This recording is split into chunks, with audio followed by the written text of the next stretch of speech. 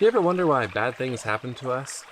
It's something that a lot of people have covered, but I thought we'd look into what Alexander Pope has to say about it, specifically within his essay on man.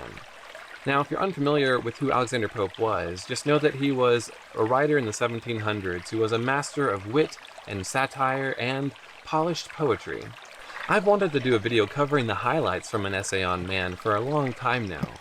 But there are 4 sections of it, and every time I sat down to find the highlights, it ended up being a whole lot of material.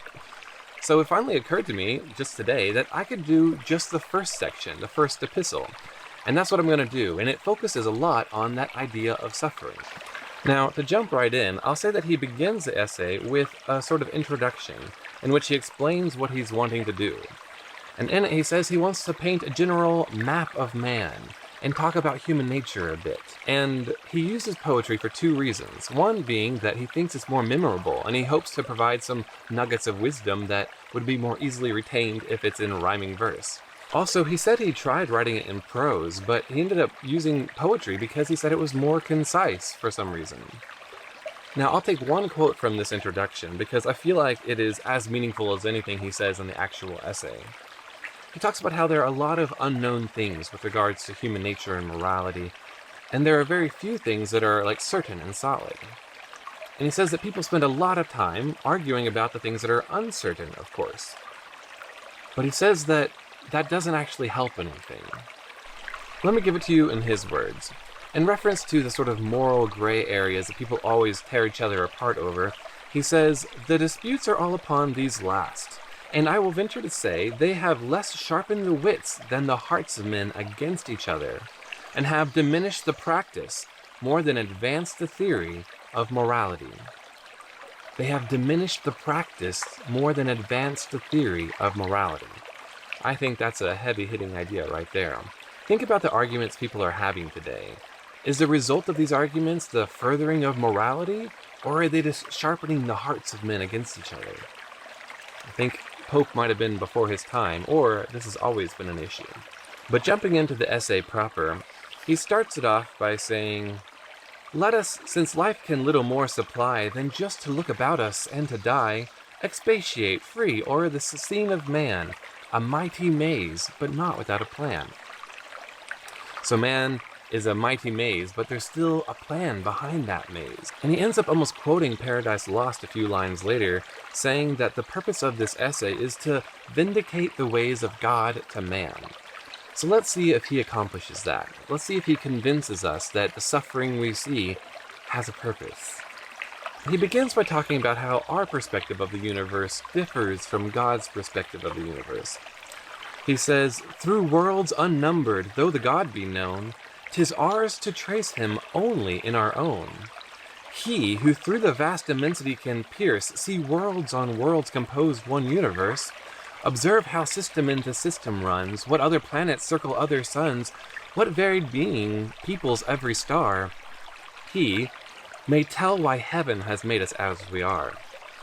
So, he has a much more complete and vast understanding of the universe than we do. And a little while later, he goes on to say how his understanding of the universe is complemented by his powers to operate within it, and how ours are feeble in comparison to his. He says, "Respecting man, whatever wrong we call, must be right, as relative to all.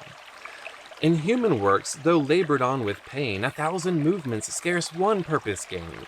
In God's, one single can its end produce, yet serves to second to some other use. So man, who here seems principal alone, perhaps acts second to some sphere unknown, touches some wheel, or verges to some goal. 'Tis but a part we see, and not the whole."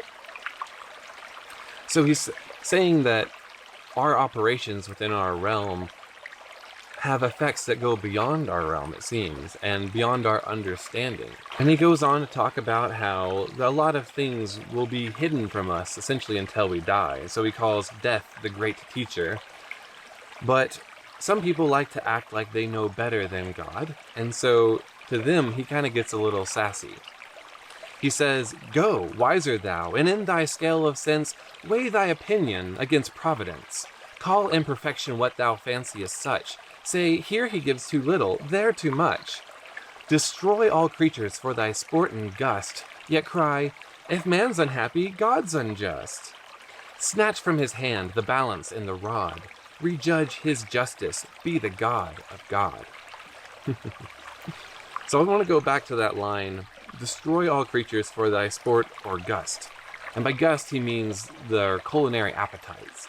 So we're happy to kill a lot of animals for sport or for eating, but when an animal happens to kill us or something else befalls us, we say, if man's unhappy, God's unjust. And we'd be likely to complain about not being made immortal, or at least tougher like some animals. He even says humans want to be tougher like animals, but they also want to be like angels as well. So they want everything. And so to that he responds saying, is heaven unkind to man and man alone? Shall he alone, whom rational we call, be pleased with nothing, if not blessed with all? Now I'm going to skip over a whole bunch of wonderful things and jump to the very end of this section of the poem, where he summarizes what his ideas are. He says, all nature is but art, unknown to thee. All chance, direction which thou canst not see. All discord, harmony, not understood. All partial evil, universal good. And spite of pride, in erring reason's spite, one truth is clear, whatever is right. Whatever is right. That's kind of a shocking statement. Now you might say that's easy for him to say, since he was well off and well educated. What does he have to complain about? Well, one thing I didn't tell you at the beginning was that he was really deformed by disease when he was young, so that as he grew up he was shunned by everybody and couldn't even put on his clothes without help. I think the book says that he was like 4 foot 6 inches tall and just studied things himself, since even the academic structures of the time wouldn't let him in. And he's the one saying that whatever is right. That somehow, in the grand working of things, the things that happen to us are the best possible things that can happen overall. It reminds me of a quote by MacDonald, and I'll put the correct version of it on the screen, but essentially he says, that which we see as evil is just the best possible face of a bigger good that's happening. And I don't know if I'm convinced by either of these things, but they do seem to resonate a little bit with me. That being said, I don't know if I'd want to have Alexander Pope comforting me after I've lost a loved one or something. In case this wasn't convincing for you, I thought I would go back and give you a little taste of his other stuff from this same section that I skipped over earlier. Here's one that I like. He's talking about how pride is one of our problems and how it often leads us to fall. And then he gives an example of what a prideful person would say about the world and how it is made for them. He says, in pride, in reasoning pride, our error lies. All quit their sphere and rush into the skies. Pride still is aiming at the blessed abodes. Men would be angels, angels would be gods. Aspiring to be gods, if angels fell, aspiring to be angels, men rebel. And who but wishes to invert the laws of order sins against the eternal cause. Ask for what end the heavenly body shines, earth for whose use? Pride answers, 'tis for mine. For me, kind nature wakes her genial power, suckles each herb, and spreads out every flower. Annual for me, the grape, the rose, renew the juice nectarious and the balmy dew. For me, the mine 1,000 treasures bring. For me, health gushes from 1,000 springs. Seas roll to waft me, suns to light me rise. My footstool, earth, my canopy, the skies. Such a great depiction of how humans often see Earth, only for their disposal and use and abuse. Pope goes on to say that it's easy to think that nature is doing all this for you and is partial to you sometimes, but when an earthquake wipes your town off the map, we're not saying, oh, it's partial against us because we did something wrong. Instead, we just say, oh, this is how nature unfolds. But I think Pope's idea is that nature isn't tailored to us, though we like to think so sometimes. Instead, it's always doing its work. It's always doing God's work.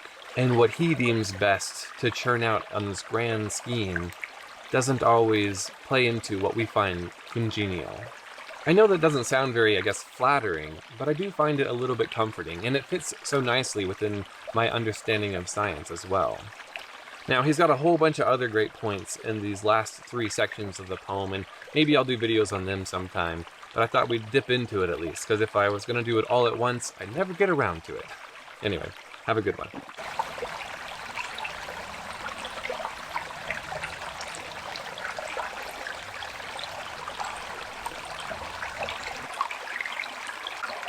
There we go.